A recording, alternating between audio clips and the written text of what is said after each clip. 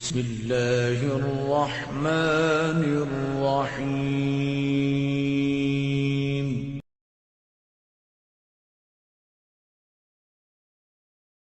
امیر المومنین سیدنا فاروق اعظم صحابہ میں سب سے زیادہ تگڑا اور رسول پسند آدمی، غصے کے لحاظ سے سب سے تگڑے ہیں، جلدی غصہ آتا ہے۔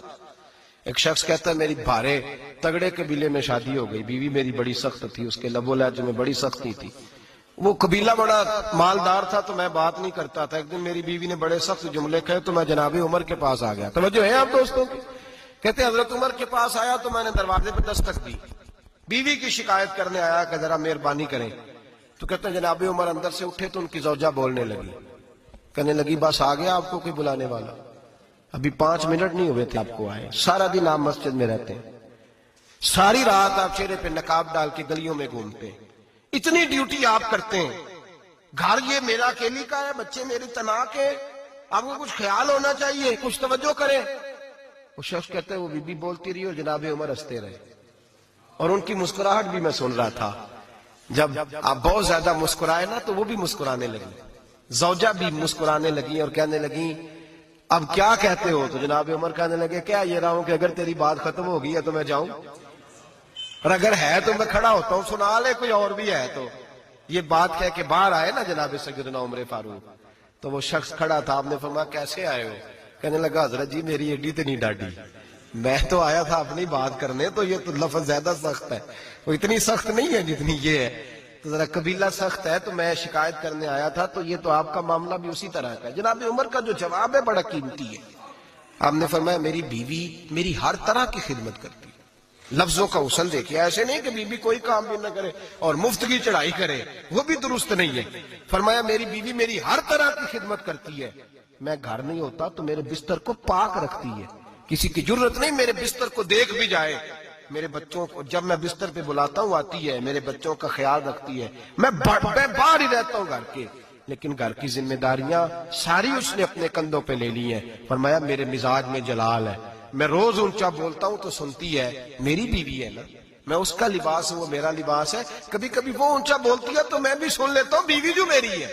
حضرت ابو الحسن کی بات میں اکثر سنایا کرتا ہوں، بڑی دور سے مرید ملنے آیا تھا، بڑی دور سے، دروازے پہ دستک دی، وہ کہتا ہے میں سینکڑوں میل کا سفر طے کر کے آیا دروازے، اور یہ بات اتنی خوبصورت ہے، مجھے اس واقعے سے اتنی دلچسپی ہے کہ 2 سال پہلے ایک رمضان کا ایک درس تھا، تو ایک صاحب کہتے ہیں میں آپ وہ بات بیان کر رہے تھے تو میں سٹام لینے آیا تھا گکھڑ سے بیوی کو طلاق دینے کا، تو آپ بات کر رہے تھے تو میں نے یہ بات سنی تو بس میں نے سمجھا میری بات کر رہے ہیں، سارے مجھے کہتے تھے مان جا، میرا ساس سسر بھی منت کرتے تھے، میں نہیں مانتا تھا، آپ کی بات سن کے میں راضی ہو گیا اور میں اس کو لے آیا۔ حضرت ابو الحسن کہتے ہیں بیوی ذرا مزاج کی سخت تھی، کردار کی بڑی عمدہ پر لفظوں کی ترش تھی، تلخ جملے بولتی تھی، تو مرید ملنے آیا بڑی دور سے، بستا دروازے پہ دستک دی، کون ہے؟ کہا میں حضرت کا عقیدت مندوں ملنے آیا ہوں۔ تو اس نے کہا کہ وہ کسی جنگل میں اللہ اللہ کر رہا ہوگا، تو بھی ویلا ہی ہے جس طرح وہ ویلا ہے، فارغ ہے بالکل تو بھی اسی کی طرح کا، کئی جنگل میں ہوگا وہ ہو کرتا تھا، تو بھی بیٹھ جا پاس جا کے، سارے فارغ اسی کے پاس بیٹھے رہتے ہیں۔ حضرت ابو، اور یہ کون ہے؟ محمود غزنوی کے پیر ہے، محمود غزنوی کو کرتا دیا، کہا مشکل پڑ جائے تو میرے کرتے کے وسیلے سے دعا کرنا، اللہ حل کر دے گا۔ محمود غزنوی کہتا ہے سومناتھ کے مندر نہیں فتح ہوتے تھے، جب میں تھک گیا حملے کر کر کے تو میں نے اپنے پیر کا کرتا سامنے رکھ کے دعا مانگی، فتح ہو گئی۔ رات کو حضرت ابو الحسن خواب میں ملے، فرمایا تو نے قیمت نہیں ڈالی میرے کرتے کی، بس فتح مانگی۔ کہا حضور پھر؟ فرمایا میرا کرتا رکھ کے کہنا تھا یا اللہ سارے ہندوؤں کو مسلمان کر دے، اللہ نے مسلمان کر دینا تھا۔ اتنا بڑا شخص، اور گھر میں آل کے دستک دی تو بی بی کہتی ہے کون ہے؟ کہا ملنے آیا تھا، تو بھی فارغ ہے؟ اس نے کہا جی میں تو بڑی دور سے آیا ہوں۔ کہا وہ جنگل میں ہوگا، کہا ہو کر رہا ہوگا، تو بھی جا اس کے پاس، کرو جو دل میں آتا ہے۔ تو کہتا ہے میں نے کہا کچھ بھی نہیں بیچارہ، جس کا گھر ہی حال کوئی نہیں، تو کچھ بھی نہیں ہے، کوئی شے نہیں، چھوڑو، لیکن اب آیا ہوں بڑی دور سے تو ملنا تو پڑے گا۔ کہتے میں نے جنگل کی طرف منہ کیا، شام ہو رہی تھی تو حضرت شیر پہ بیٹھے ہوئے، شیر پہ بیٹھے آ رہے، پھر میرے دل میں خیال آیا کہ بیوی رام ہوتی نہیں اور شیر کو لگام ڈالی ہوئی ہے، کیا وسوسہ آیا؟ تو فرماتے ہیں نیچے اترے تو فرمانے لگے کہ ساری عادتیں اچھی ہیں، زبان کی نہیں اچھی۔ ساری عادتیں، میں نے بتایا نہیں، خود بولے ساری عادتیں اچھی ہیں، زبان کی نہیں اچھی، اور مجھے پتا ہے میں نے نکال دی تو کوئی رکھے گا بھی نہیں، کسی کے ساتھ گزارا نہیں کر سکتی، میرا تو ہو رہا، کوئی نہیں رکھے گا۔ فرمانے لگے میں اس بد زبان سے حسن سلوک کرتا ہوں، اللہ نے بے زبان مخلوق میری فرما بردار کر دی۔ یہ جو میں بیٹھا ہوں یہ میری ریاضت کی وجہ سے نہیں، اس بد زبان سے حسن سلوک کرتا ہوں تو یہ بے زبان میری تابعدار ہے، میں نے نکال دی تو گزارا۔ حوصلہ کرے، دلیری پیدا کرے، اپنے مزاج کے اندر قوت پیدا کرے، جو بات بات پہ پھٹ پڑے اس کا ظرف کمزور ہوتا ہے۔ بہرحال آخری بات سنیں، وہ یہ ہے کہ جو خارجی لوگ ہوتے ہیں وہ بڑا مسئلہ پیدا کرتے ہیں، لڑکی کے ماں باپ اور لڑکے کے ماں باپ۔ میں تو منت کرتا ہوں ماں باپ کی، منت کرتا ہوں خدا را ان کو بسنے دے، مہربانی کرے، ان کو بسنے دے، ان کو وقت گزارنے دے۔ وہ ناراض ہو گئے، میاں صاحب نے کو برا بھلا کہا، تو اب انسان کا مزاج ہے، وہ جب دکھی ہوتا ہے تو کسی کو دکھ سناتا ہے۔ تو اس نے بیوی نے فون کر دیا اپنی بہن لاہور والی کو کہ میرا میاں ہے، تو اس نے کہا میں تو پہلے ہی ابا جی نے کہا سی یہ بندے نہیں چنگے، میرا تو میں جیسے کہتی ہوں ویسے ہی کرتا ہے، میری بہن حوصلہ کار، میں تو اس دن بھی آئی تھی تو فلانی عادت مجھے بڑی بری لگی تھی، تو میں تو تیرا گھر ہے، تو اس نے اور بارود بھر دیا، لاہور بیٹھ کے ایسی تیلی پھینکی ہے کہ ساری رات گھر جلتا رہے گا۔ او خدا را معافی دے دو ان کو معافی دو، تم نے تو دور رہ کے ان کو غلط گائیڈ کرنا ہے تو انہوں نے کٹھے رہنا ہے۔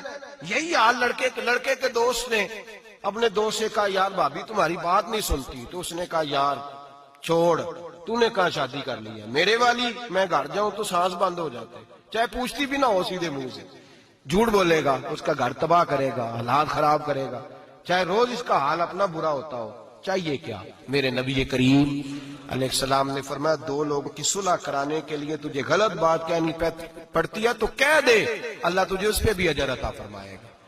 ان کو کہے کہ یار کوئی بات نہیں، انسان کے کبھی رویے کچھ ہوتے ہیں، کبھی کچھ ہوتے ہیں، کبھی اندر کوئی ٹینشن ہوگی تیرے ساتھ، ان کو اچھا گائیڈ کریں، اس لیے کہ ان دونوں نے اکٹھے رہنا ہے، تم نے تو فطور ڈال کے نکل جانا ہے۔